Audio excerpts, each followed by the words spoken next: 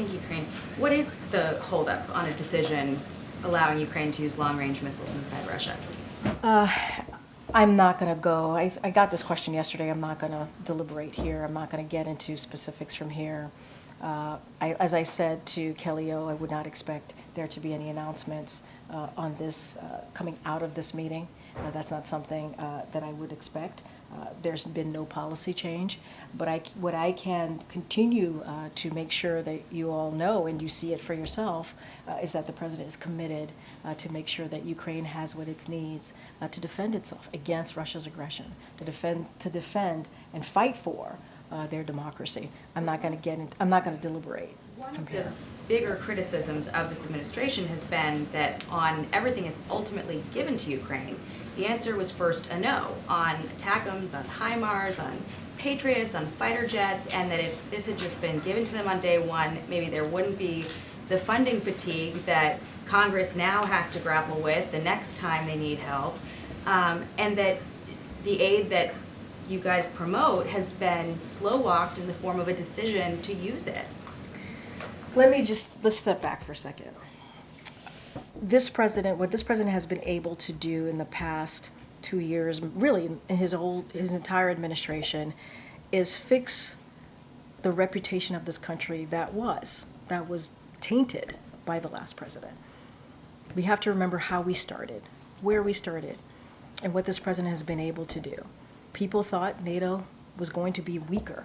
The president made NATO stronger. We got two more countries that are now members of NATO. That's because of this president's leadership. We have 50 plus countries who are now backing Ukraine and continue to do so because of this president's leadership.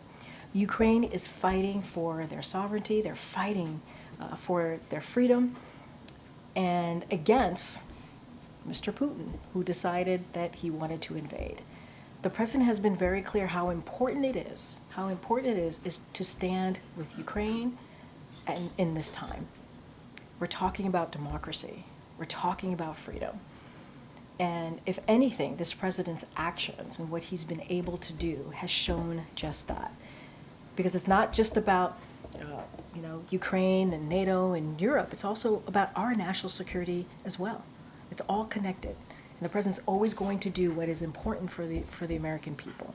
And I think that is what you've seen, and that is what the president's going to focus on and continue to do. I just remember sitting here, a couple years ago, splitting hairs with Jen Psaki over whether drones are offensive or defensive weapons. I mean, this has been a struggle of this administration that has been a topic of criticism. And now, for instance, this week in the debate, the vice president was promoting what this administration has done in terms of giving Ukraine what it needs, but there's plenty of criticism outside of that to say that it's also effectively blocking a victory by slow-walking these decisions.